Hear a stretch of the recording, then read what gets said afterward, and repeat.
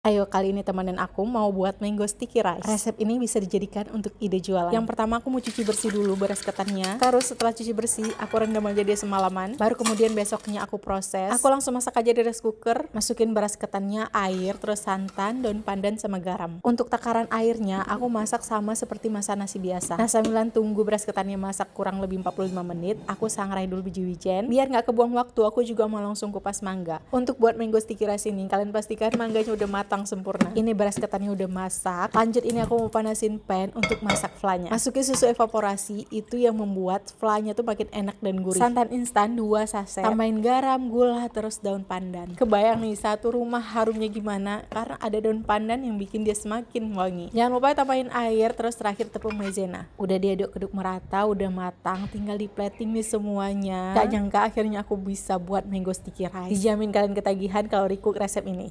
Kita cobain dulu flanya.